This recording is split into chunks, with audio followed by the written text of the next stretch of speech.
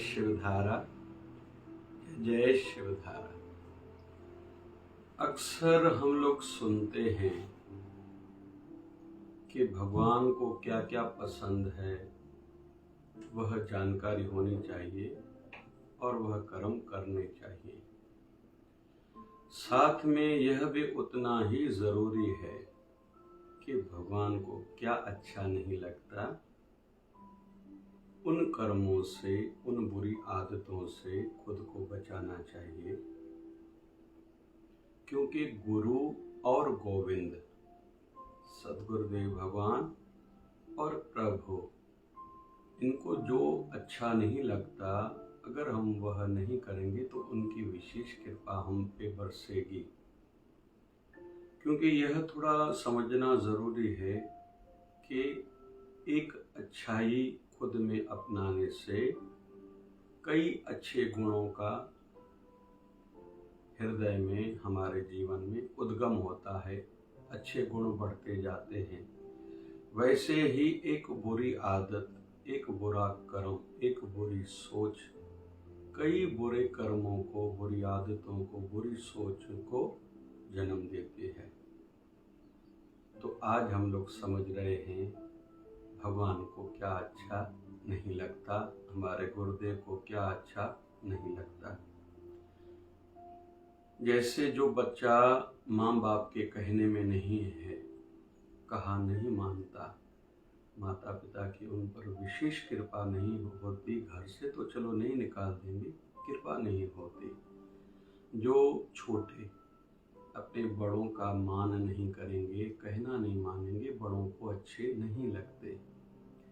जो junior senior का कहना नहीं मानेगा किसी भी फील्ड, फैकल्टी में, तो उसकी उन्नति में बहुत बाधा आएगी। क्योंकि उनसे ज़्यादा मैच्योरिटी उनके सीनियर को है, बॉस को है, और बॉस राजी नहीं है तो उसकी सहायता बगैर वो बढ़ नहीं पाएगा, या उसकी सहायता ही उसके रुकावट के बड़े कारणों में से एक कारण बन सकती है।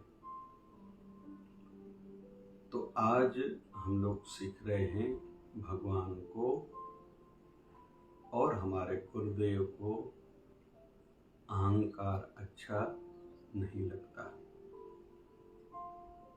एक बार स्वामी विवेकानंद जी जब विदेश गए तो उस देश के कई लोग स्वागत हेतु आए। उनमें से जो कुछ बड़े थे सामने आए, हेलो कहा, हाथ आगे बढ़ाया, तो स्वामी विवेकानंद महाराज जी ने हाथ जोड़ के उनको नमस्कार किया। कईयों को ऐसे लगा शायद इनको अंग्रेजी बोलना नहीं आती, तो पूछा आप कैसे हो? तो स्वामी विवेकानंद जी ने जवाब दिया, I am okay, fine, thank you. तो सामने वालों को आश्चर्य लगा। फिर उनमें से किसी ने पूछा, महाराज जी ये बात समझ में नहीं आई, हमने आपको हेलो कहा तो आपने नमस्कार कहा, फिर हमने आपसे हिंदी में बात कही आप कैसे हो तो आपने कहा I am fine, thank you, फिर आपने अंग्रेजी में बात कही, ऐसा क्यों?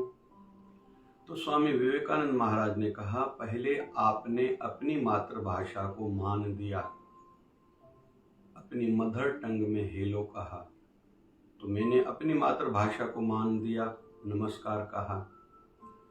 फिर आपने मेरी मातृभाषा को सम्मान दिया, पूछा आप कैसे हो, तो मैंने आपकी मातृभाषा को सम्मान दिया, कहा I am fine, thank you. मतलब आपको ऐसा नहीं लगना चाहिए कि जो केवल अंग्रेजी बोलता है या विशेष बोलना जानता है वो समझदार है, वह सयाना है, होशियार है, इसका अर्थ ये न समझना। तो याद रखें, गुरुदेव या हमारे संत हम पर विशेष कृपा तब करेंगे जब हमारे अंदर में अहंकार नहीं होता और वह अलग अलग प्रकारों से प्रयास करते हैं कि हमारे जीवन से जल्दी अहंकार मिट जाए। और जितने कोई अपने गुरुदेव के नज़दीक वाले होते हैं, अपने होते हैं, सगे होते हैं। सगे मतलब रिश्तेदार नहीं, जो भाव से जुड़े हैं।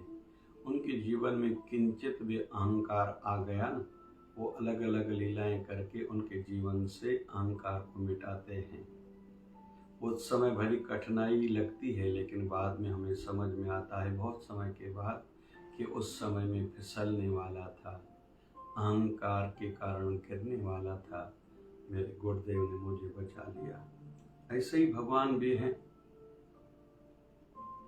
भगवान भी देखता है ये मेरा जो भक्त है, जितने मेरे नज़दीक आ रहा है, कहीं मेरी कृपाओं पर, कहीं मेरा दिया हुआ वैभव जो उनके पास पैसा पद प्रतिष्ठा है उस पर ही इसको अहंकार तो नहीं आया, या कहीं कहीं किसी को भक्ति भाव पर, या भगवान जिसको नज़दीक लाते हैं, अपना हृदय का प्रेम देते हैं, कुछ लोगों के मन में अहंकार आता है तो भगवान उसी समय उनका अहंकार मिटाते हैं। तो आइए भगवान श्री कृष्ण के जीवन से, जीवन लीलाओं से, एक कथा के माध्यम से यह समझते हैं। एक बार भगवान श्री कृष्ण के साथ माँ सत्यभामा बैठी है। प्रश्न किया, प्रभु आप जब पिछले अवतार में मतलब राम अवतार में थे, आपकी पटरानी जो माँ सीता थी, क्या वह मुझसे भी सुंदर थी? भगवान ने कहा ये कोई प्रश्न तो नहीं है। अंदर में सोचा, बाहर नहीं कहा। भगवान ने ये बात ध्यान में रखी, कहा तुझे इसका उत्तर दूंगा मैं।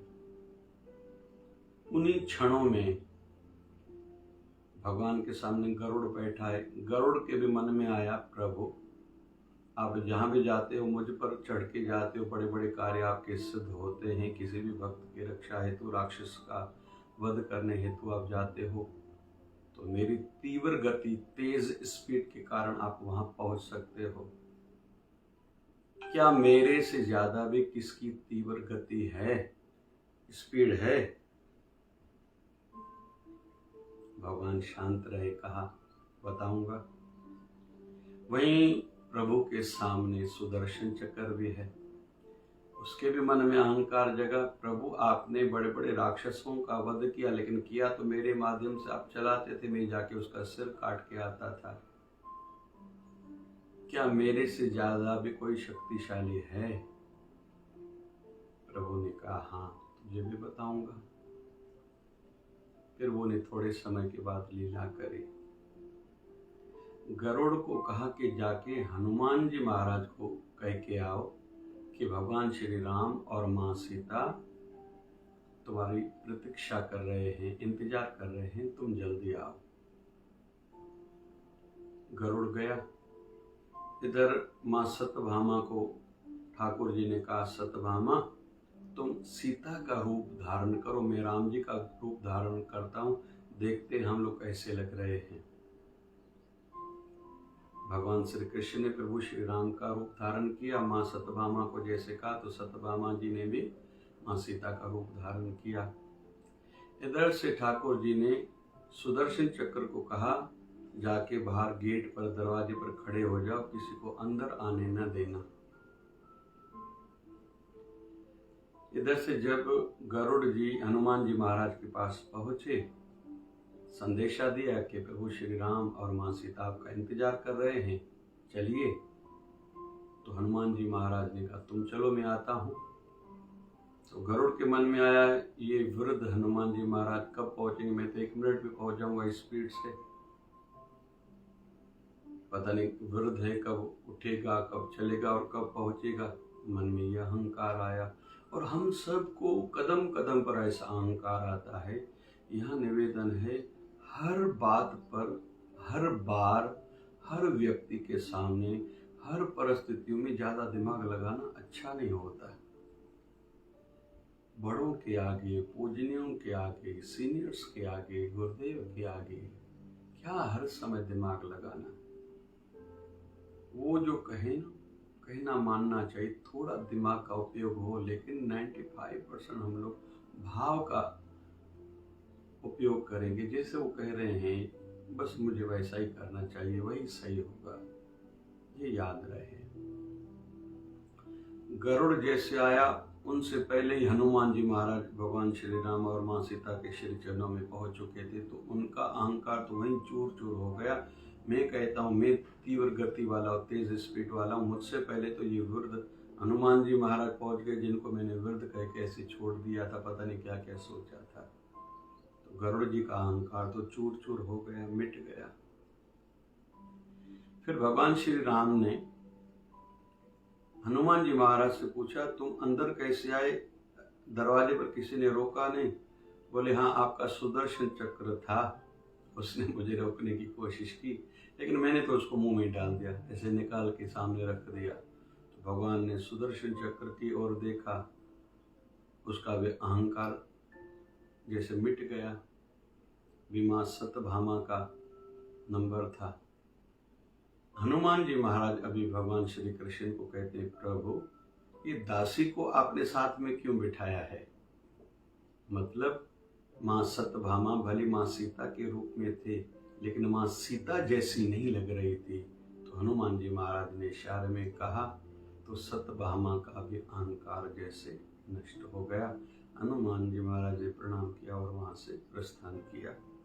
भगवान ने फिर कहा तीनों को, ये मैंने लीला रची थी, तुम तीनों के अंदर में जो अहंकार आ गया था, गरुड़ कहता था मुझसे तीव्र गति किसी की है क्या? तो हनुमान जी महाराज के आपसे ज़्यादा है। सुदर्शन चक्र को लगता था मैंने आपका सहयोग किया, कईयों का वध किया था, तो हनुमान जी महाराज ने आपको मुंह में रख लिया। और माँ सत्यभामा को कहा, आपके मन में था क्या मुझसे ज़्यादा सीता माता सुंदर थी क्या? हनुमान जी महाराज ने मैंने ही उनके मुख से कहलवाया कि कभी भी किसी से बराबरी नहीं करनी चाहिए। उन्होंने कहा कि आप दासी हो, जैसे उन्होंने कहा। कुल मिला के निवेदन है, हम लोग सीख रहे हैं आज इस कथा के माध्यम से कि हमारे गुरु और हमारे गोविंद, हमारे सद्गुरुदेव भगवान और हमारे प्रभु को अहंकार अच्छा नहीं लगता। और बड़ी विडम्बना ये है कि जो भी अच्छा कर्म हम करते हैं, अच्छा गुण हम में आता है, कोई तारीफ करता है, कुछ उपलब्धि हमें मिल जाती है, कुछ नया बड़ा कुछ प्राप्त हो जाता है, अहंकार का जन्म हो जाता है, जैसे सब मेरा हो गया, मैं बड़ी हस्ती हूँ।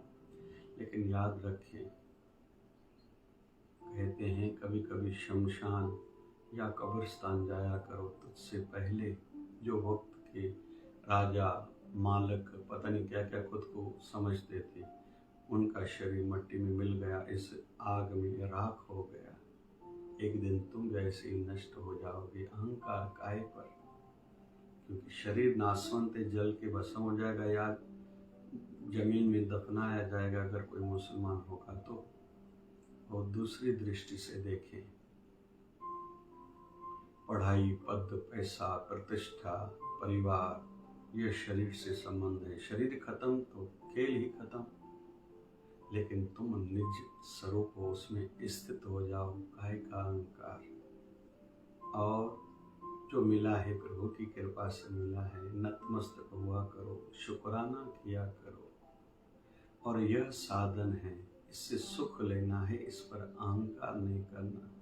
यह गुण खुद में अपनाओ तो अहंकार तुम्हें गिराएगा नहीं और सदैव भले आगे बढ़ते रहो।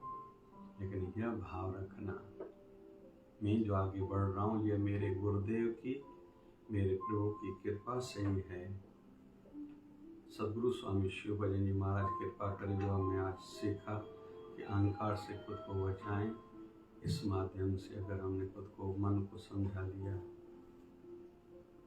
हम अपने गुरुदेव को और प्रभु को सदैव प्रिय लगेंगे। जय जय शिवधारा, जय जय प्यारा प्यारा